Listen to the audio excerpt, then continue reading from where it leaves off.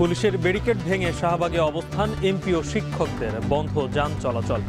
এক দফা দাবিতে কাল যমুনা অভিমুখে পদযাত্রা। শান্তিপূর্ণভাবে শেষ হলো চাকসুর ভোট গ্রহণ। বিকেল ৩টা পর্যন্ত ৫৫% কাস্টিং। অমোচনীয় কালি ব্যবহার না করায় ক্ষোভ ছাত্রদল শিবিরের। পিআর নিয়ে আলোচনা হবে সংসদে, ঠাকুরগাঁয়ে মির্জা ফখরুল। আন্দোলনকারীদের উদ্দেশ্য নিয়ে প্রশ্ন, সন্ধ্যায় ঐক্যমত্য কমিশনের জরুরি বৈঠক। মিরপুরের বাতাসে বিষাক্ত ক্লোরিন, দুর্ঘটনার একদিন পরও কেমিক্যাল গুদামে ধোঁয়া। নিয়ন্ত্রণে সময় লাগবে, আশপাশের বাসিন্দাদের সতর্ক থাকার পরামর্শ। জনবসতির জন্য ক্ষতিপূর্ণ। আমরা বারবার মাইকিং করতেছি, জনগণকে বলতেছি এবং আপনাদেরকে বলতেছি দূরত্ব বজায় থাকেন, নিজের জীবনকে আগে বাঁচান। এবং অর্থ আত্মসাৎ ও পরকীয়া সন্দেহে কলাবাগানে খুন হন গৃহিণী তাসলিমা। পুলিশের কাছে হত্যার স্বীকারোক্তি, আটক স্বামী।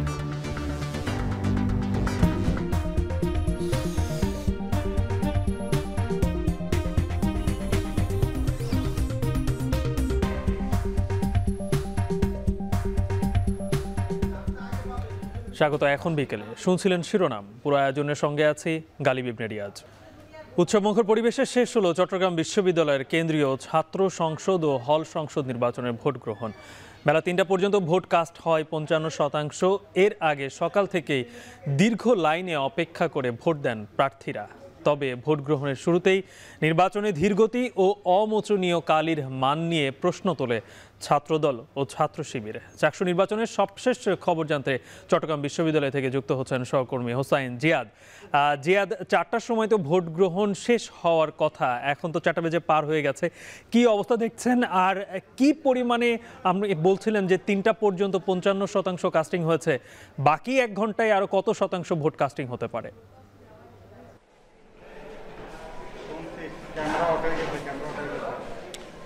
গালিব, মূলত আমরা নির্বাচন কর্মকর্তাদের থেকে এখনও পর্যন্ত সুনির্দিষ্ট তথ্য পাইনি, যেহেতু আনুষ্ঠানিকভাবে ৪টা পর্যন্ত ভোট গ্রহণের সময় ছিল, সেটি মাত্র পার হয়েছে।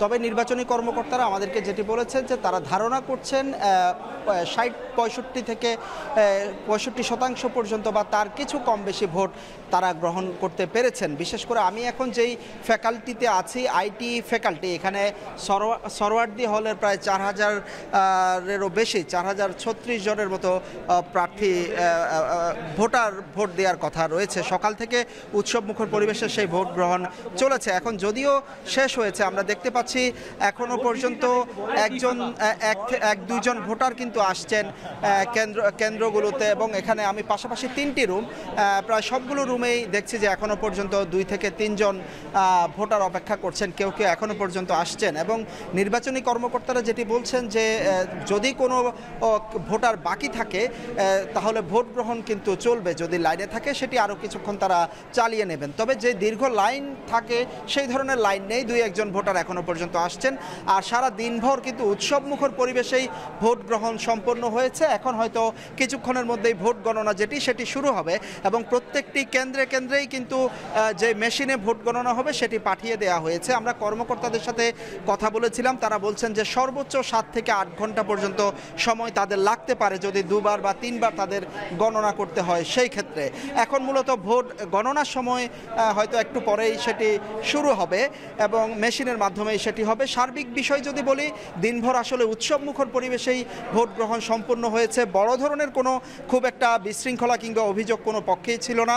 এটি একটি উজ্জ্বল দৃষ্টান্ত হতে পারে, নতুন ভোর হতে পারে। দেশের রাজনীতিবিদরাও চাইলে এখান থেকে শিক্ষা নিতে পারেন। আমরা দেখেছি যে প্রত্যেকটি ভোট কেন্দ্রের সামনে লাইনে দাঁড়িয়ে বিভিন্ন প্রার্থীরা তাদের প্রতিশ্রুতির কথা ভোটারদের কাছে তুলে ধরেছেন।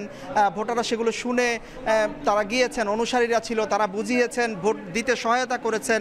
এবং এখানে যারা দায়িত্বে ছিলেন আইনশৃঙ্খলা রক্ষাকারী বাহিনী, তাদেরকেও দেখেছি দিনভর কর্মমুখর ছিলেন সবাই। তবে শেষ দিকে এসে কিছুটা উত্তেজনা তৈরি হয় বিভিন্ন ভোট কেন্দ্রের সামনে। স্বাভাবিকভাবে প্রার্থীরাও কিছুটা বিভ্রান্ত থাকেন, উত্তেজনা তৈরি হয়। আমরা খবর পেয়েছি যে বিবিএ ফ্যাকাল্টির সামনে এবং আইটি ফ্যাকাল্টির সামনে, আমি যেখানে আছি তার সামনে কিছুটা এক ধরনের উত্তেজনা আছে যারা প্রার্থী বা তাদের অনুসারীদের মধ্যে। তো এই ছিল আমার কাছে সবশেষ খবর, রিয়াজ। জিয়াদ, আমরা শোয়েব রহমানের কাছ থেকে আরও কিছু তথ্য জানবো। তিনি আছেন, তিনিও একই জায়গায় রয়েছেন। শোয়েব, জানতে চাই যে এই পুরো নির্বাচনে সকাল থেকে যে নির্বাচনটি এখন পর্যন্ত শেষ হলো, এই নির্বাচনে আসলে সবথেকে বড় কি ধরনের অনিয়মের কথা প্রার্থীরা বলেছেন, আর এই মুহূর্তে ক্যাম্পাসে কি ধরনের পরিস্থিতি বিরাজ করছেন প্রার্থীরা, ভোটাররা, সব মিলিয়ে আইন শৃঙ্খলা পরিস্থিতিটাও বা কেমন রয়েছে একটু জানাবেন।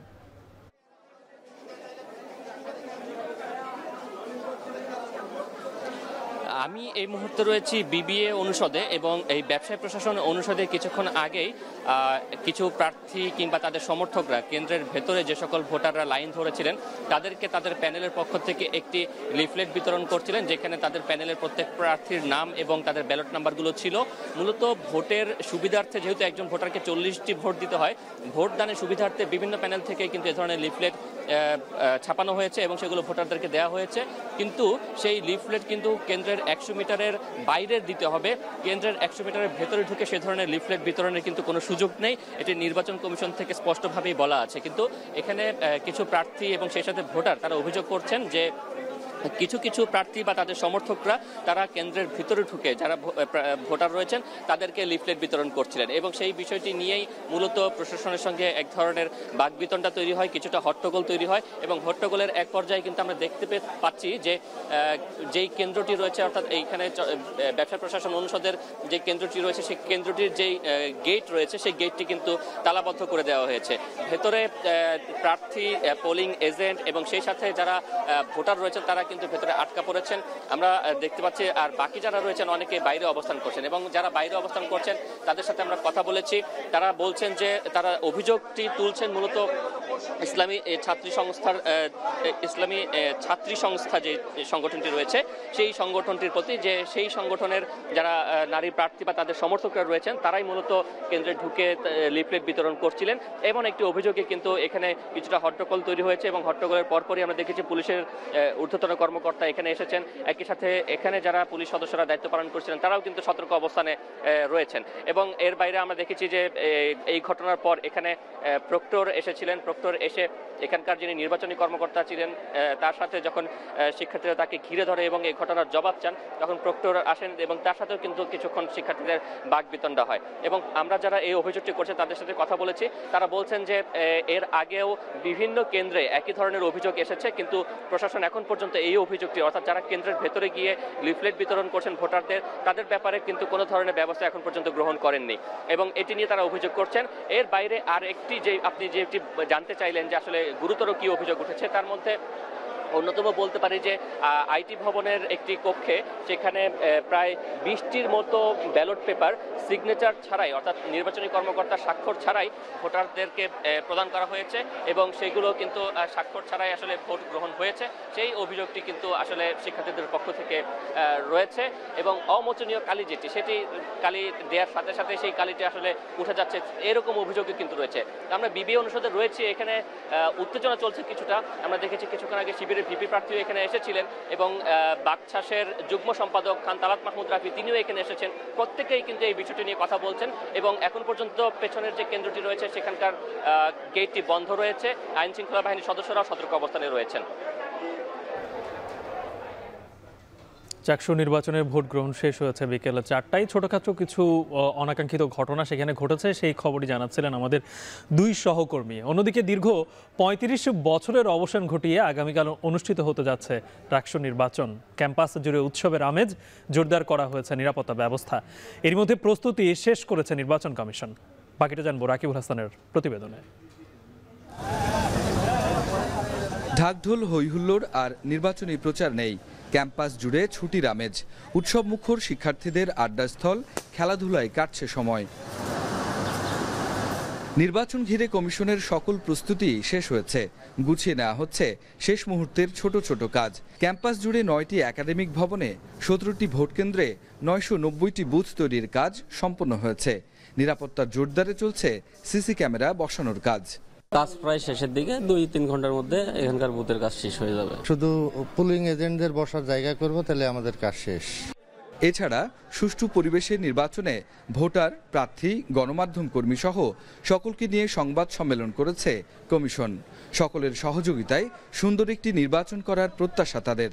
নির্বাচনের ফলাফল প্রস্তুত করার জন্য একটি অভিজ্ঞ এবং বিশেষজ্ঞ সদস্য নিয়ে গণনা ও ফল প্রস্তুত কমিটি গঠন করা হয়েছে। আমরা প্রত্যাশা করি সকল প্রার্থী, সমর্থক ও ভোটারগণ নির্বাচনের নিয়মাবলী মেনে চলবেন এবং একটি শান্তিপূর্ণ ও উৎসবমুখর পরিবেশ বজায় রাখবেন। আমি নির্বাচন কমিশনের পক্ষ থেকে সকলকে সহযোগিতার আহ্বান জানাচ্ছি। ক্যাম্পাস জুড়ে প্রায় ২৯,০০০ ভোটারের নির্বিঘ্নে ভোট প্রদান, চলাচল আর ক্যাম্পাসের নিরাপত্তা ঠিক রাখতে মোতায়েন করা হয়েছে ২,০০০ পুলিশ, ১২ প্লাটুন র্যাব আর ৩ প্লাটুন বিজিবি। নিরাপত্তার ক্ষেত্রে আমরা মনে করি কোনো ধরনের সমস্যা হবে না, সব ধরনের ব্যবস্থা আমাদের আছে। আমরা আমাদের ফোর্সকে, অফিসারদেরকে আমরা বারবার ব্রিফ করছি, যাতে করে যেহেতু ছাত্রছাত্রীদের নির্বাচন বিশ্ববিদ্যালয়ের, তো সেক্ষেত্রে তারা যাতে সবার সাথে ভালো ব্যবহার করে। আইন শৃঙ্খলা অবনতির আমরা আশঙ্কা করছি না, তারপরেও যদি কোনো মহল চেষ্টা করে আমরা কিন্তু সেটাকে কঠোরভাবে আমরা ব্যবস্থা নিব। আমরা কিন্তু আইন প্রয়োগের ক্ষেত্রে আমরা কোনো ছাড় দিব না। দীর্ঘ ৩৫ বছর পর রাষ্ট্র নির্বাচনে ভোট দেওয়ার অপেক্ষায় উচ্ছ্বসিত ক্যাম্পাসের ২৯,০০০ শিক্ষার্থী। সকাল থেকে কেউ না কেউ এসে একের পর এক লিফলেট দিত, বিছানা ভরে যেত।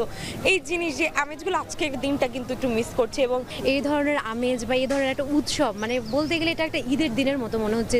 ৯০৫ জন প্রার্থী থেকে আগামী রাকসুর নেতৃত্ব বেছে নিতে বৃহস্পতিবার সকাল ৯টা থেকে বিকেল ৪টা পর্যন্ত বিরতিহীনভাবে চলবে ভোট গ্রহণ। রাকিবুল হাসান, এখন রাজশাহী। অযৌক্তিক দাবি নিয়ে যারা আন্দোলন করছে তাদের উদ্দেশ্য ভালো নয় বলে মন্তব্য করেছেন বিএনপি মহাসচিব মির্জা ফখরুল ইসলাম আলমগীর। তিনি বলেছেন, পিআর নিয়ে আলোচনা হবে আগামী সংসদে। এদিকে জাতীয় নির্বাচন ও গণভোট একসাথে করা ছাড়া কোনো উপায় নেই বলে মন্তব্য করেছেন দলটির সিনিয়র যুগ্ম মহাসচিব রুহুল কবির রিজভী। বিস্তারিত সিফাত শাহরিয়ারের প্রতিবেদনে। রাজনৈতিক দলগুলো গণভোট আয়োজন নিয়ে একমত হলেও জুলাই সনদ স্বাক্ষরের একদিন আগেও আয়োজনের সময়কাল নিয়ে রয়ে গেছে অনৈক্য। বিএনপির দাবি জাতীয় নির্বাচন ও গণভোট হোক একই দিনে। চূড়ান্ত জায়গায় উপনীত হওয়া। জাতীয় নির্বাচন ও গণভোট একসাথে করা ছাড়া কোনো উপায় নেই বলে মন্তব্য করেছেন বিএনপির সিনিয়র যুগ্ম মহাসচিব রুহুল কবির রিজভী। গণভোট আগে হলে জাতীয় নির্বাচনে বিলম্ব হবে বলেও দাবি তার। নয়াপল্টনের সমসাময়িক বিষয় নিয়ে ব্রিফিংয়ে এসব কথা বলেন রিজভী। যে একই দিনে জাতীয় সংসদ নির্বাচন এবং গণভোট অনুষ্ঠিত হওয়াটাই বাঞ্ছনীয় বলে সবাই মনে করছেন, কারণ এটির আগে হলে পরে এটা তেমন সময়ও নেই। আর এটা যদি আপনার করতে হয় তাহলে জাতীয় নির্বাচনটা সেটি পিছিয়ে দিতে হবে। তো পিছিয়ে দেওয়ার তো কোনো কারণ নাই, কারণ প্রত্যেকেই মনে করছেন যে রাজনৈতিক সমস্যা, অর্থনৈতিক সমস্যা দিনকে দিন বৃদ্ধি পাচ্ছে। তো সেই ক্ষেত্রে জনগণের নির্বাচিত প্রতিনিধিদের হাতে ক্ষমতা হস্তান্তরিত না হলে পরে সংকট আরও ঘনীভূত হবে। এর আগে সকালে জাতীয় প্রেস ক্লাবের সামনে এক প্রতিবাদ সভায় বিএনপির ভাইস চেয়ারম্যান শামসুজ্জামান দুদু বলেন, নির্বাচন দেরি হলে ষড়যন্ত্র আরও বাড়বে। এ সময় উপদেষ্টাদের কণ্ঠ রেকর্ড আছে বলে সরকারকে ব্ল্যাকমেইল করে যারা সুবিধা নেওয়ার চেষ্টা করছে তাদের বিষয়ে সতর্ক থাকার আহ্বান জানান তিনি। কোন দল বিশেষের কথায় নির্বাচন পরিচালনার জন্য ডিসি, এসপি এবং নির্বাচন সংক্রান্ত ব্যাপারে যারা থাকবে সেটি যেন না হয়। সেটি হলে দেশের গণতন্ত্র আশাহত হবে। মানুষ কোন রাজনৈতিক দলের কাজ না সরকারের অভ্যন্তরে চর নিয়োগ করা। তারা সরকারের অভ্যন্তরের কিছু কথা উল্লেখ করে বলেছেন প্রয়োজনে তা ফাঁস করবে। এটি বড় মর্মান্তিক এবং নিঃসন্দেহে সরকারের জন্য শুভ কিছু বয়ে আনবে না। এদিকে ঠাকুরগাঁয়ে নিজ নির্বাচনী আসনের জনগণের সঙ্গে মতবিনিময় সভায় বিএনপি মহাসচিব মির্জা ফখরুল ইসলাম আলমগীর বলেন, পিআর নিয়ে আলোচনা হবে আগামী সংসদে। অযৌক্তিক দাবি নিয়ে যারা আন্দোলন করছে তাদের উদ্দেশ্য ভালো নয় বলে মন্তব্য করেন বিএনপি মহাসচিব। পিআর ঠিক আছে, পিআরের কথা আমরা আলোচনা করি, তর্ক বিতর্ক করি, সেটা পার্লামেন্টে গিয়ে করি। আমরা বলেছি যে আসুন এটাকে আমরা নেক্সট পার্লামেন্টে তর্ক বিতর্ক করে যদি পিআর দেশের লোক চায় তাহলে আমরা সেটা করব। মতবিনিময় সভায় দ্রুত সময়ের মধ্যে নির্বাচন আয়োজনের পরিবেশ সৃষ্টির জন্য রাজনৈতিক দলগুলোর প্রতি আহ্বান জানান মির্জা ফখরুল। সিফাত শাহরিয়ার, এখন ঢাকা। শুক্রবার জুলাই সনদে সব রাজনৈতিক দল স্বাক্ষর করবে বলে আশা প্রকাশ করেছেন আইন উপদেষ্টা আসিফ নজরুল। সচিবালয়ে সাংবাদিকদের তিনি বলেন, জুলাই সনদ বাস্তবায়নের পদ্ধতির বিষয়ে আপাতত স্বাক্ষর হবে না। এদিকে সন্ধ্যায় রাজধানীর ফরেন সার্ভিস একাডেমিতে জরুরি বৈঠকে বসবে জাতীয় ঐক্যমত্য কমিশন, যেখানে সভাপতিত্ব করবেন প্রধান উপদেষ্টা ডক্টর মোহাম্মদ ইউনূস। মূল মতভেদ তো বাস্তবায়ন পদ্ধতি নিয়ে, তো সেটা তো আর সাইন করা হচ্ছে না, সাইন করা হচ্ছে কন্টেন্ট, মানে জুলাই চার্টারের বিষয়বস্তু নিয়ে। তো সেখানে আমি আশা করি, আমি বিশ্বাস করি সবাই সাইন করবেন। ফেব্রুয়ারির প্রথমার্ধে জাতীয় নির্বাচন করার ব্যাপারে আমরা বদ্ধপরিকর। এটা নিয়ে কোনো রকম দ্বিতীয় চিন্তার আমরা কথা প্রসঙ্গে আলোচনা করি না। এদিকে স্বাক্ষরের আগে জুলাই সনদের চূড়ান্ত কপি রাজনৈতিক দলগুলোর কাছে পাঠানো হয়েছে। 17 অক্টোবর দলগুলো এই সনদে সই করবে। এর মধ্যে ঐক্যমত্য কমিশনের পক্ষ থেকে জাতীয় সংসদ ভবনে জুলাই সনদ স্বাক্ষর অনুষ্ঠানের আমন্ত্রণপত্র পাঠানো হয়েছে। সনদে এর পটভূমি ব্যাখ্যা করে সংস্কারের 84 দফা তুলে ধরা হয়েছে। এতে রাজনৈতিক দলগুলোর অঙ্গীকার নামার পর স্বাক্ষরের জায়গা রাখা হয়েছে। আরও জানাচ্ছেন হাসিব বিল্লাহ। শুক্রবার জাতীয় সংসদের দক্ষিণ প্লাজায় জুলাই সনদ স্বাক্ষরের প্রস্তুতি নিচ্ছে অন্তর্বর্তী সরকার। মঙ্গলবার সন্ধ্যায় 33টি রাজনৈতিক দল ও জোটের কাছে চূড়ান্ত জুলাই সনদ পাঠিয়েছে ঐকমত্য কমিশন। গণঅভ্যুত্থানের অংশীজনদের সাথে 8 মাস ধরে আলোচনার পর 84টি সংস্কার প্রস্তাবে ঐকমত্য হয়। এগুলো নিয়েই তৈরি হয় চূড়ান্ত জুলাই জাতীয় সনদ। এতে 47টি বিষয়কে সংবিধান সংশোধন সাপেক্ষে সংস্কার এবং বাকি 37টি বিষয়ে অধ্যাদেশ বা নির্বাহী আদেশের মাধ্যমে সংস্কার হিসাবে চিহ্নিত করে ঐকমত্য কমিশন। বাংলাদেশের রাজনৈতিক সংস্কৃতিতে এক ইতিবাচক পরিবর্তন ঘটাবে, এটা আমরা আশা করি। জুলাই জাতীয় সনদের প্রথম ভাগে রয়েছে পটভূমি, দ্বিতীয় ভাগে 84টি সংস্কার প্রস্তাব এবং তৃতীয় ভাগে আছে সনদ বাস্তবায়নের 7 দফা অঙ্গীকারনামা। সনদের বেশ কিছু বিষয়ে রাজনৈতিক দলগুলোর মধ্যে ঐকমত্য হলেও কিছু বিষয়ে এখনও সিদ্ধান্তে পৌঁছাতে পারেনি বিএনপি, জামাত, এনসিপি সহ অনেকেই। এক ব্যক্তি সর্বোচ্চ 10 বছর মেয়াদে প্রধানমন্ত্রী পদে থাকতে পারবেন, এই প্রস্তাবে সব রাজনৈতিক দল একমত। এছাড়াও বিরোধী দল থেকে ডেপুটি স্পিকার, অর্থ বিল ও আস্থা ভোট বাদে জাতীয় সংসদে দলের বিরুদ্ধে ভোট দেওয়ার বিধান, সুপ্রিম কোর্ট বিকেন্দ্রীকরণ, তত্ত্বাবধায়ক সরকার ব্যবস্থা, নির্বাচন কমিশন গঠনের স্বতন্ত্র কমিটি গঠন, রাষ্ট্রপতি নির্বাচন পদ্ধতি নিয়ে বিএনপি, জামাত সহ রাজনৈতিক দল ও জোট ঐকমত্যে পৌঁছেছে। এদিকে প্রধানমন্ত্রী, দলীয় প্রধান বা সংসদ প্রধানের মতো একাধিক পদে থাকতে পারবেন না এমন বিধানের পক্ষে 25টি রাজনৈতিক দল ঐকমত্যে পৌঁছালেও এ নিয়ে ভিন্ন মত দিয়েছে বিএনপি সহ 5টি রাজনৈতিক দল ও জোট। এছাড়া সংসদে সংখ্যানুপাতিক পদ্ধতিতে উচ্চকক্ষ গঠন নিয়ে মতপার্থক্য রয়ে গেছে। যদি ভিন্ন মত থাকে সেই ব্যাপারে আমি এখন আর কোনো শিকায়েত করতে চাই না। জুলাই জাতীয় সনদের 7 দফা অঙ্গীকারনামায় বলা হয়, এই সনদের বৈধতা ও প্রয়োজনীয়তা নিয়ে কোনো আদালতে প্রশ্ন উত্থাপন করা যাবে না। সনদ পূর্ণাঙ্গভাবে সংবিধানের তফসিল হিসাবে বা যথোপযুক্তভাবে সংযুক্ত করা হবে, আর অবিলম্বে বাস্তবায়নযোগ্য বিষয়গুলো দ্রুততম সময়ে বাস্তবায়ন করবে অন্তর্বর্তী সরকার। তবে সনদ বাস্তবায়ন কিভাবে হবে সে বিষয়ে সনদে কিছু উল্লেখ করা হয়নি। হাসিব বিল্লাহ, এখন, ঢাকা। ভুয়া ও অপতথ্য রোধে অস্ট্রেলিয়ার সহযোগিতা চেয়েছে নির্বাচন কমিশন। প্রযুক্তির অপব্যবহার নিয়ে দেশটির প্রতিনিধি দলের সাথে আলোচনা হয়েছে বলে জানিয়েছেন ইসি সচিব আক্তার আহমেদ। দুপুরে অস্ট্রেলিয়ার আন্তর্জাতিক উন্নয়ন মন্ত্রী ডক্টর অ্যানি এলায়ের নেতৃত্বে 4 সদস্যের প্রতিনিধি দল ইসিতে আসেন। সিইসির সঙ্গে বৈঠকে বসেন তারা। প্রতিনিধি দলে ছিলেন বাংলাদেশে নিযুক্ত হাই কমিশনার সুশল রায়েল। প্রায় 1 ঘন্টার বৈঠকে দুই দেশের প্রতিনিধিরা নির্বাচনের অভিজ্ঞতা বিনিময় করেন। আসন্ন সংসদ নির্বাচনের প্রস্তুতির বিষয়ে খোঁজখবর নেন অস্ট্রেলিয়ার প্রতিনিধি দল। এ সময় তারা জানান, অস্ট্রেলিয়াতেও নির্বাচনে এআইয়ের অপব্যবহার রোধের চ্যালেঞ্জ রয়েছে। এই চ্যালেঞ্জ তারা কিভাবে মোকাবেলা করছে সে বিষয়ে বাংলাদেশকে সহায়তা করতে আগ্রহ প্রকাশ করেছে দেশটি।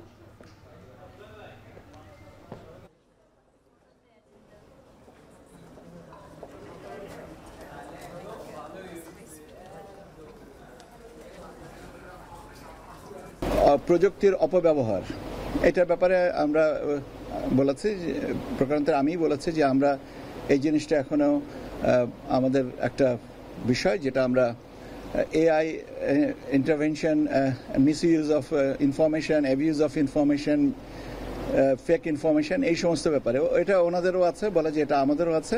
তো আমরা বলেছি আমরা এটাতে নিয়ে কাজ করছি, কি কাজ করছি সেটা বলেছি, এবং এই পর্যায়ে যদি কোনো সহযোগিতা লাগে তাহলে আমরা চাইব। পুলিশের বাধা ভেঙে শাহবাগে অবস্থান নিয়েছে আন্দোলনরত এমপি ও শিক্ষকরা। চাকরি জাতীয়করণের এক দফা দাবিতে কাল যমুনা অভিমুখে পদযাত্রার ঘোষণা দিয়েছে আন্দোলনরতরা। এ নিয়ে সবশেষ অবস্থা জানাতে শাহবাগ থেকে যুক্ত হচ্ছেন বাইজিদ সাদ। সাদ, কি অবস্থা এখন শাহবাগে, আর যান চলাচল এখনো কি বন্ধ? আন্দোলনরতরা কি বলছেন?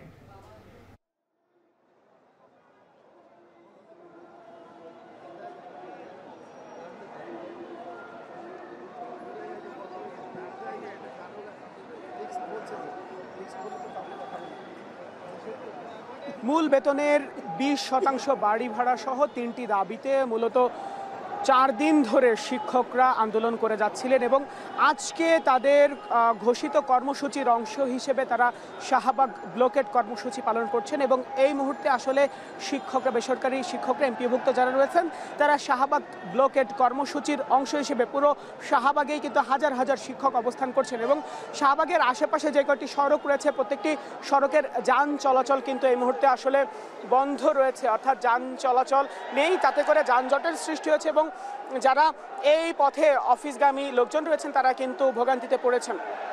আমরা আন্দোলনরত শিক্ষকদের সঙ্গে কথা বলেছি, তারা যেটি বলছেন যে তারা তাদের মূল বেতনের 20% বাড়ি ভাড়া, 1500 টাকা স্বাস্থ্য ভাতা এবং 75% উৎসব ভাতা তারা দাবি করেছেন এবং এই দাবি নিয়ে মূলত তারা বেশ কয়েকদিন ধরে আন্দোলন করে যাচ্ছিলেন। গতকালকে তারা সচিবালয়েও লং মার্চ সচিবালয় যান, কিন্তু সেখানে পুলিশের বাধার মুখে পড়েন। আজকেও কিন্তু তারা পুলিশের বাধার মুখে পড়েছিলেন, তারপরে পুলিশের বাধাকে অতিক্রম করে ব্যারিকেড ভেঙে তারা শাহবাগে এসে অবস্থান করেছেন। কিছুক্ষণ আগে এখানে গণসংহতি আন্দোলনের প্রধান সমন্বয়কারী জোনায়েদ সাকি এবং এবি পার্টির চেয়ারম্যান মুজিবুর রহমান মঞ্জু এসেছিলেন। তারা এসে তারা শিক্ষকদের দাবির সঙ্গে একাত্মতা পোষণ করেছেন এবং তারা বলেছেন যে তাদের যে দাবিগুলো রয়েছে, অর্থাৎ শিক্ষকদের দাবি, সেটা নিয়ে তারা শিক্ষকদের সঙ্গে বসতে চায়, কিন্তু শিক্ষকরা তাদের এই দাবি প্রত্যাখ্যান করেছে। তারা বলেছেন এখন আর কোনো বসাবসি নেই, সরাসরি প্রজ্ঞাপন তারা চান। যদি প্রজ্ঞাপন না দেওয়া হয় তাহলে তারা এখানেই অবস্থান করবেন এবং তাদের যেই দাবি দেওয়া রয়েছে সেগুলো মেনে না নেওয়া পর্যন্ত তারা আসলে সড়ক থেকে যাবেন না। এবং কিছুক্ষণ আগে এখানের এই আন্দোলনের নেতৃত্ব দেওয়া দেলোয়ার হোসেন স্যারের সঙ্গে আমার কথা হয়েছে, তারা যেমনটি আমাদেরকে জানিয়েছেন যে আজকে যদি দাবি মেনে না নেওয়া হয় সেক্ষেত্রে আগামীকালকে তারা মার্চ টু যমুনা, অর্থাৎ প্রধান উপদেষ্টার বাসভবন যমুনার উদ্দেশ্যে তারা পদযাত্রা পর্যন্ত করবেন।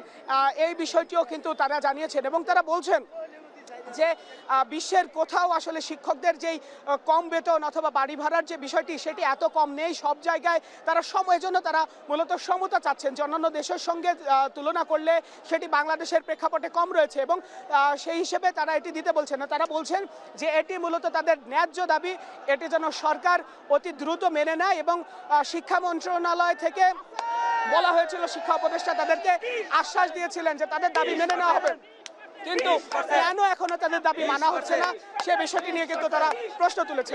এই ছিল আমার কাছে। এমপি শিক্ষকদের আন্দোলনের সবশেষ জানাচ্ছিলেন সহকর্মী বাইজিদ সাদ। আগামীকাল তারা যমুনা অভিমুখে পদযাত্রা করবেন। একদিন পেরুলেও নিয়ন্ত্রণে আসেনি মিরপুরে কেমিক্যাল কারখানার আগুনের ধোঁয়া। বাতাসে ছড়িয়ে পড়ছে বিষাক্ত ক্লোরিন গ্যাস। অসুস্থ হয়ে পড়েছে 1/2 মানুষ। পরিস্থিতি নিয়ন্ত্রণে কেমিক্যাল গোডাউনে প্রবেশ করেছে ফায়ার সার্ভিস। আগুনে মৃত 16 জনের মধ্যে 10 জনের পরিচয় শনাক্ত করা হয়েছে। বিস্তারিত প্রতিবেদনে। মিরপুর শিয়ালবাড়ির ওয়াশিং কারখানার আগুন নিভে গেলেও পাশের কেমিক্যাল গোডাউনে একদিন পরও ধোঁয়ার কুণ্ডলী। সেখানকার বাতাসে বিষাক্ত রাসায়নিক মিশে ছড়িয়ে পড়েছে। এতে অসুস্থ হয়ে পড়েছে অন্তত 1/2 মানুষ। 11টার দিকে আগুন লাগছে, ওই আগুন এখনো পর্যন্ত একটু একটু করে জ্বলতেছে আর বিষাক্ত রাসায়নিকের ধোঁয়া পুরো এলাকা ছড়া যাচ্ছে। সুস্থ শরীর নিয়ে অফিসে এসে এই কেমিক্যালের ধোঁয়াতে আজকে আমার মা বোনরা অসুস্থ হয়ে মেডিকেলে কেন দৌড়াচ্ছে? অনেক লোক অসুস্থ হয়ে গেছে, কেউ কাশতেছে, কারো চোখ লাল হয়ে যেতেছে। কেমিক্যালের গন্ধের কারণে এলাকার সব লোক অসুস্থ হয়ে গেছে। তো অসুস্থ হওয়ার কারণে সব মেডিকেলে প্রায় নিয়ে গেছে। বুধবার সকাল 11:30টার দিকে প্রথমবারের মতো কেমিক্যাল গোডাউনে ঢোকার চেষ্টা করে ফায়ার সার্ভিস। ব্যর্থ হলে দ্বিতীয় দফায় প্রবেশ করে খুলে ফেলে গোডাউনের প্রবেশ পথ। চেষ্টা চলছে বিষাক্ত ধোঁয়া সরানোর, এতে লেগে যাবে দীর্ঘ সময়। মেইন গেটটা খুলে ভিতরে অবস্থানটা আমরা দেখছি যে কি অবস্থায় আছে, প্রচন্ড ধোঁয়া ভিতরে আছে এবং এই মুহূর্তে কার্যক্রম আমাদের চলমান এবং দীর্ঘ সময় লাগবে। এই যে কেমিক্যালটা আছে অপারেশন করতে সময় লাগবে আমাদের। ফায়ার সার্ভিস বলছে আশেপাশের বাসিন্দাদের জন্য এই ক্লোরিন মারাত্মক ক্ষতিকর। বন্ধ করে দেওয়া হয়েছে আশেপাশের কারখানাগুলো। গার্মেন্টসে যে আগুনটা ছিল সেটা আমাদের সম্পূর্ণ নিয়ন্ত্রণে, কোনো সমস্যা নাই, নির্বাপনও হয়ে গেছে আমাদের। কিন্তু কেমিক্যালের যে আগুনটা আছে এটা সময় লাগবে। বিভিন্ন প্রকার মাল্টিপারপাস যে কেমিক্যালগুলো আছে সেখান থেকে বিভিন্ন ধরনের টক্সিক গ্যাস তৈরি হইতেছে, যেটা বাতাসের সাথে মিশে গেছে এবং ক্লোরিন গ্যাস তৈরি হয়েছে। সেটা মানুষের শ্বাস প্রশ্বাস নিলে পরে তার ত্বকের সমস্যা হইতে পারে, ফুসফুসের সমস্যা হইতে পারে, হার্টের সমস্যা হইতে পারে। দুপুর 1টার দিকে ঘটনাস্থল পরিদর্শনে আসেন উপদেষ্টা শারমিন এস মুর্শিদ। জানান আইনের আওতায় আনা হবে অসাধু ব্যবসায়ীদের। একই সঙ্গে নিহতদের পরিবারের পাশে দাঁড়ানোর আশ্বাস দেন তিনি। এই মানুষগুলো যারা মারা গেছে তাদের পরিবারের সাথে সবকিছু ফলো আপ করার দায়িত্ব আমার মন্ত্রণালয়ে, আমি সেটা করব। ব্যবসায়ীরা দায়িত্বশীল আচরণ করেন না এবং এই জায়গাটাতে তাদেরকে আইনের আওতায় আনতে হবে। আমাদের এই স্বল্পমেয়াদীর সরকার, তারপরেও আমি মনে করি যে আমরা যেখানে পলিসি দরকার, বাড়তি আইন দরকার, সেগুলো আমরা করতে। আগুনের ঘটনায় 16 জনের মরদেহ উদ্ধার হলেও এখনও নিখোঁজ অনেক। স্বজনদের খুঁজে পেতে ঘটনাস্থল ও হাসপাতালে ছুটছে পরিবারের লোকজন। তাদের অভিযোগ, হাসপাতাল ও ঘটনাস্থলে একাধিকবার গেলেও তথ্য দিতে পারেনি কেউ। একই সঙ্গে দুর্ঘটনায় জড়িতদের শাস্তির দাবি তাদের। ছেলে হারানোর কষ্টটা যে কত, হ্যাঁ, তাই একটু এইটুকুই যে দোয়া করবেন যেন আমি ছেলেরা খুঁজে পাই, পাওয়ার সহযোগিতা সবার কাছে। মঙ্গলবার বেলা 11:30টার দিকে মিরপুর রূপনগর শিয়ালবাড়িতে ওয়াশিং কারখানা ও কেমিক্যাল গোডাউনে আগুন লাগে। এতে এখন পর্যন্ত 16 জনের মরদেহ উদ্ধার করেছে ফায়ার সার্ভিস। এর মধ্যে 10টি প্রাথমিকভাবে শনাক্ত করা গেছে। রাজু আহমেদ, এখন, ঢাকা। আজ থেকে চট্টগ্রাম বন্দরে কার্যকর হয়েছে বর্ধিত মাশুল। বন্দর ব্যবহারকারীদের আপত্তি সত্ত্বেও 1 মাস স্থগিত রাখার পর 56টি সেবার বিপরীতে গড়ে 41% হারে অতিরিক্ত মাশুল আদায় করছে চট্টগ্রাম বন্দর কর্তৃপক্ষ। বাড়তি মাশুল আদায় ঘিরে চট্টগ্রাম বন্দর ও ব্যবসায়ীদের মধ্যে বিরোধ তীব্র হচ্ছে।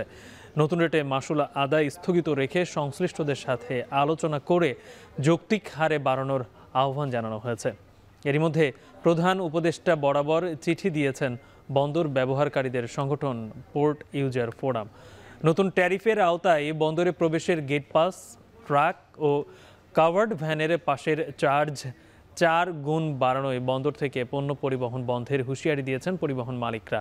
বাড়তি মাশুলের চাপে আমদানি রপ্তানি বাণিজ্য মুখ থুবড়ে পড়বে শঙ্কা ব্যবসায়ীদের। তাদের অভিযোগ, বিদেশি অপারেটরকে টার্মিনাল দিতে তাদের স্বার্থে মাশুল বাড়ানো হচ্ছে।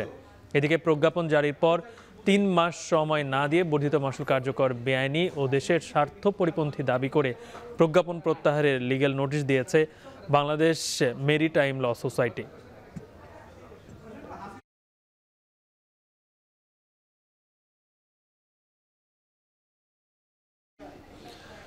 বিদেশি বিনিয়োগকারীদের জন্য নতুন ভিসা নীতিমালা তৈরি হচ্ছে বলে জানিয়েছেন বিডার নির্বাহী চেয়ারম্যান আশিক চৌধুরী। দুপুরে বিডা আয়োজিত কর্মশালায় আশিক চৌধুরী বলেন, এক এক মন্ত্রণালয় এক একভাবে কাজ বাস্তবায়ন করে, সমন্বয়ের অভাবে অনেক কাজ দৃশ্যমান হচ্ছে না। এত মন্ত্রণালয়, এত এজেন্সি, তো সবাই যার যার মতো নিজেরা তাদের মতো করে কাজ করছেন, হয়তো সঠিক কাজটাই করছেন, কিন্তু যেহেতু কোঅর্ডিনেশনের খুব অভাব, তাই যারা বাইরের থেকে দেখেন তারা মনে করেন যে আসলে কোনো কাজই হচ্ছে না। আমরা অনলাইনে এখন যে নিরাপত্তা ছাড়পত্র দিচ্ছি, এটা শুরু হয়েছে 1 অক্টোবর থেকে। তারপরে আমাদের যে টোটাল ডকুমেন্টারি রিকোয়ারমেন্ট, এটা 34টা থেকে কমিয়ে 11টায় নিয়ে আসা হয়েছে কনসলিডেট করে। জাতীয় নিরাপত্তার ব্যাপারে কিন্তু কোনো আপোষ নাই। আমরা এমন কিছু করতে চাই না যেটা জাতীয় নিরাপত্তার জন্য প্রশ্নবিদ্ধ হয়। চেষ্টা করব যে সবাই একসাথে যাতে কাজ করি, প্রবলেমগুলো রিজলভ করতে পারি, but at the same time make sure করি যে আমাদের ন্যাশনাল ইন্টারেস্টটা খুবই ভালোভাবে সার্ভ করা হয়। স্ত্রীকে খুন করে লাশ ডিপ ফ্রিজে লুকিয়ে রাখার পর মিথ্যা বলে সন্তানদের নানা বাড়ি পাঠালেও শেষ রক্ষা হয়নি নজরুল ইসলামের। মেয়েরাই পুলিশকে জানায় যে কে তাদের মায়ের হত্যাকারী। এদিকে পুলিশ জানিয়েছে, ঘুমন্ত স্ত্রীর মাথায় ধারালো দা দিয়ে কুপিয়ে হত্যা করে লাশটি বিছানার চাদর ও ওড়না দিয়ে মুড়িয়ে ফ্রিজে লুকিয়ে রাখা হয়, যা স্বীকারও করেছে গ্রেপ্তারকৃত নজরুল ইসলাম। আরও জানাচ্ছেন মুজাহিদুল ইসলাম শুভ। স্ত্রীকে ভালোবেসে 1 কোটি টাকার ব্যাংক নমিনি করেছিলেন স্বামী নজরুল ইসলাম। এছাড়াও ব্যাংকে রাখা আরও 34 লাখ টাকার নমিনিও তার স্ত্রী। সময়ের ব্যবধানে সেই সম্পর্ক রূপ নেয় তিক্ততায়। শুরু হয় স্ত্রীর প্রতি পরকীয়ার সন্দেহ। সেই সন্দেহ আর অর্থ গচ্চা যাওয়ার জেরে স্বামীর হাতেই নৃশংসভাবে খুন হতে হবে তাসলিমাকে ভাবতে পারছেন না কেউই। ডিএমপির সংবাদ সম্মেলনে রমনা জোনের ডিসি মাসুদ আলম বলেন, গত সোমবার রাতে ঘুমন্ত স্ত্রীর মাথায় ধারালো দা দিয়ে কুপিয়ে হত্যা করে লাশটি গামছা দিয়ে বেঁধে বিছানার চাদর ও ওড়না দিয়ে মুড়িয়ে ফ্রিজের ভেতর লুকিয়ে রাখেন নজরুল ইসলাম। পরদিন সকালে বড় মেয়েকে জানান তার মা অন্য পুরুষের সঙ্গে পালিয়েছেন। পরে মেয়েকে রেখে আসেন আদাবরের ফুফু বাড়িতে। পারস্পরিক যে বিশ্বাসের অভাব, সে মনে করতো যে তার মিসেস বা ওয়াইফ হতে কারো না কারোর সাথে হয়তো বা ইললিগ্যাল অ্যাফেয়ার্স আছে বা থাকতে পারে, এরকম তার একটা বেশ কিছু সন্দেহ ছিল অনেক আগের থেকেই। ভদ্রলোকের অ্যাকাউন্টে একটা ফিক্সড ডিপোজিট করা আছে 1 কোটি টাকার, যেটা নমিনি করা আছে ওয়াইফের নামে, এবং আরেকটা আছে যেটা 34 লক্ষ টাকা তার অ্যাকাউন্টে আছে, সেটা নর্মাল অ্যাকাউন্টে। এখন তার বক্তব্য যে এই টাকাটা হস্তগত করার জন্য তাকেও যে কোনো সময় তার ওয়াইফ মেরে ফেলতে পারে, এরকম একটা বিষয়। মেরে ফেলতে পারে, মেরে ফেললে তখন তো নমিনি বা তার উত্তরাধিকার তো তার ওয়াইফই। তো এই একটা ধারণা থেকে সে চিন্তা করছে আমাকে মারার আগে আমি আগে মেরে ফেলি। তৎক্ষণাৎ ফুপু বাড়ি গেলেও মা পালিয়েছে তা বিশ্বাস না হয় মেয়ে ফিরে আসে বাড়িতে। দেয়ালে রক্তের দাগ দেখে সন্দেহ হওয়ার পর খুঁজতে খুঁজতে ডিপ ফ্রিজে পায় মায়ের ছিন্ন ভিন্ন মরদেহ। এই ডিপ ফ্রিজটা ওই মেয়েটা উঠাই বা ওইখানে আমাদের যে সাব ইন্সপেক্টর ছিল দেখে যে ডিপ ফ্রিজ একটা ফুল তো ভরা, এরপর ওই উপরে বেশ মাংস টাংস বা অন্যান্য জিনিসপত্র ছিল।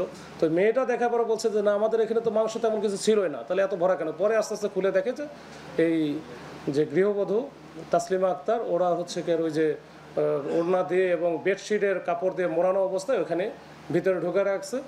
এবং পরে যখন বের করে দেখা হয়, দেখা গেছে তার মাথাতে উপর্যুপরি আঘাত আছে, ধারালো আঘাত, এবং মাথার খুলি সহ ভেঙে এগুলো ঢুকে গেছে। প্রাথমিক জিজ্ঞাসাবাদে হত্যার কথা স্বীকার করেছেন গ্রেফতার হওয়া স্বামী নজরুল ইসলাম। মুজাহিদ শুভ, এখন, ঢাকা। আন্তর্জাতিক প্রসঙ্গ। পাকিস্তান আফগানিস্তান সীমান্তে আবারও তীব্র সংঘাত শুরু হয়েছে। আজ সকালে বেলুচিস্তানে দুপক্ষের পাল্টা হামলায় 20 তালেবান সদস্য নিহত হয়েছে বলে দাবি পাকিস্তান সেনাবাহিনীর। দেশটির সেনাবাহিনী জানায়, বেলুচিস্তানের বিভিন্ন এলাকায় আফগানরা তীব্র হামলা চালালে সফলভাবে প্রতিহত করে তারা। পাকিস্তানিরা পাল্টা হামলা চালালে 20 আফগান তালেবান নিহত হয়। এর আগে মঙ্গলবার রাতে খাইবার পাখতুনখোয়ার কুররম জেলার সীমান্তে আফগান সেনাবাহিনী 4টি সীমান্ত চৌকি ও 6টি ট্যাঙ্ক ধ্বংস করার দাবি করেছে পাকিস্তান। মঙ্গলবার রাতে পাক সেনাদের লক্ষ্য করে হামলা চালায় ফিতনা আল খারিজ গোষ্ঠী ও আফগান সেনারা। জবাবে পাল্টা আক্রমণ করে পাকিস্তান। এতে নিহত হয় বেশ কয়েকজন আফগান সেনা ও পালিয়ে যায় অনেকে। এফসি এশিয়ান কাপে হংকং মিশন শেষ করে দেশে ফিরেছে বাংলাদেশ দল। হংকংয়ের মাঠে ড্র করলেও বাছাই পর্ব পেরোতে না পারার আক্ষেপ অধিনায়ক জামাল ও ম্যানেজারের কণ্ঠে। ঘরের মাঠে নভেম্বরে ভারতের বিপক্ষে জয় উপহার দিতে চায় হামজা সৌমিত্রা। আরও জানাচ্ছেন ফারহানি হাসান। এশিয়ান কাপ বাছাই পর্বে হংকং মিশন শেষ করে দেশে ফিরেছে টিম বাংলাদেশ। বুধবার দুপুরে হযরত শাহজালাল আন্তর্জাতিক বিমানবন্দরে দলের ম্যানেজার ও কোচিং প্যানেলের কয়েকজন সহ দেশে ফেরেন ফুটবলাররা। যদিও হংকং ম্যাচ শেষেই ইংল্যান্ডের উদ্দেশ্যে রওনা দেন হামজা, সাথে ইতালির উদ্দেশ্যে ফাহমেদুল ও কানাডাতে সমিত সোম। এশিয়ান কাপ কোয়ালিফায়ারের তৃতীয় রাউন্ডের গ্রুপ সিতে হংকংয়ের বিপক্ষে 1-1 গোলে ড্র করেছে বাংলাদেশ। আর এই ড্রয়ে কার্যত শেষ হয় বাংলাদেশে এশিয়া কাপের মূল পর্বে খেলার স্বপ্ন। তবে বিমানবন্দরে নেমে অধিনায়ক জামাল ভুঁইয়া জানালেন, হংকংয়ের মাঠে দ্বিতীয়ার্ধে ভালো ফুটবল খেলেও জয় পায়নি বাংলাদেশ। সেই সাথে ঘরের মাঠে ডিফেন্সের ভুলে 4 গোল খাওয়াকে ক্ষমার অযোগ্য বলে মনে করেন তিনি। দলের ম্যানেজার আমের খানের কণ্ঠেও ঝরল হারের আক্ষেপ। ডিফেন্স লাইন মেবি কিছু মিসআন্ডারস্ট্যান্ডিং ছিল। ওরা অফকোর্স ওরা বেস্ট ট্রাই করছে, বাট অফকোর্স ফার্স্ট ম্যাচ 4টা গোল রিসিভ করছি আমরা, এটা ইটস নট অ্যাকসেপ্টেবল যেটা আমি মনে করি। 3 বছরের বেশি সময় ধরে ক্যাব্রেরা বাংলাদেশ দলের কোচ, অথচ নেই তেমন কোনো সাফল্য। এশিয়ান কাপেও ব্যর্থ তিনি। ক্যাব্রেরাকে বদলে দাবি নিয়ে উঠেছে গুঞ্জন। ওভারঅল তার যতটুকু সে চেষ্টা করেছিল, সে স্পেনে গিয়েছে, হয়তো সে এই সপ্তাহের মধ্যে আমরা শুনবো যে কি হবে। তারপরে তো আমাদের এখানে প্ল্যানিংটা তো তার অ্যাসিস্ট্যান্টরা আছে, এটা দেখবে। হংকং ম্যাচের পর নভেম্বরে বাংলাদেশের পরের প্রতিপক্ষ ভারত। ঘরের মাঠে সমর্থক ও পরিবারদের জন্য ভালো কিছু উপহার দিতে চান বাংলাদেশ অধিনায়ক। লেকিংস কোন জায়গা ছিল এই দুইটা ম্যাচে, সো অফকোর্স এটা কাজ করতে হবে। তারপরে নেক্সট ম্যাচটা ইন্ডিয়ার সাথে, তো এই ম্যাচটা একটা হিস্টোরি ম্যাচ না। আমরা যেহেতু গ্রুপ থেকে আমাদের চেয়েও কিন্তু ইন্ডিয়া কম সময় ব্যয় করে না, অর্থ ব্যয় করে আরও বেশি। তো আমি মনে করি যে এই ম্যাচটা যেহেতু আমাদের একটা সবসময় প্রেস্টিজিয়াস ম্যাচ হয়, এই ম্যাচটার উপরেই ফোকাস রেখে এখন সাজানো দলকে। 1980 সালের পর আবারও বাংলাদেশের সামনে সুযোগ ছিল এশিয়ান কাপের মূল পর্বে খেলার। বাছাই পর্বে 4 ম্যাচে জয়ের খুব কাছাকাছি গিয়েও শেষ পর্যন্ত হতাশাই সঙ্গী লাল সবুজদের। তবে ঘরের মাঠে ভারতের বিপক্ষে জয় দিয়ে রাঙাতে চায় হামজা জামালরা। ফারহান ইহসান, এখন, ঢাকা। এখন বিকেলে শিরোনামগুলো আরও একবার।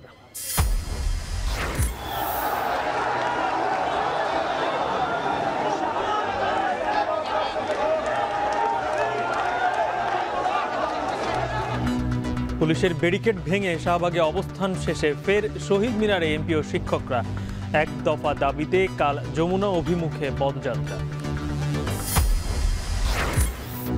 শান্তিপূর্ণভাবে শেষ হলো চাকসুর ভোট গ্রহণ। বিকেল 3টা পর্যন্ত 55% কাস্টিং। অমোচনীয় কালি ব্যবহার না করায় ক্ষোভ ছাত্রদল শিবিরে। পিআর নিয়ে আলোচনা হবে সংসদে, ঠাকুরগাঁয়ে মির্জা ফখরুল। আন্দোলনকারীদের উদ্দেশ্য নিয়ে প্রশ্ন। সন্ধ্যায় ঐকমত্য কমিশনের জরুরি বৈঠক। মিরপুরের বাতাসে বিষাক্ত ক্লোরিন। দুর্ঘটনার একদিন পরও কেমিক্যাল গুদামে ধোয়া, নিয়ন্ত্রণের সময় লাগবে। আশপাশের বাসিন্দাদের সতর্ক থাকার পরামর্শ। জনবসতির জন্য ক্ষতিপূর্ণ। আমরা বারবার মাইকিং করতেছি, জনগণকে বলতেছি এবং আপনাদেরকে বলতেছি, দূরত্ব বজায় থাকেন, নিজের জীবনকে আগে বাঁচান। এবং অর্থ আত্মসাৎ ও পরকীয়া সন্দেহে কলাবাগানে খুন হন গৃহিণী তাসলিমা। পুলিশের কাছে হত্যার স্বীকারোক্তি, আটক স্বামী। এই ছিল এখন বিকেলের আয়োজন। সঙ্গে থাকায় ধন্যবাদ সবাইকে।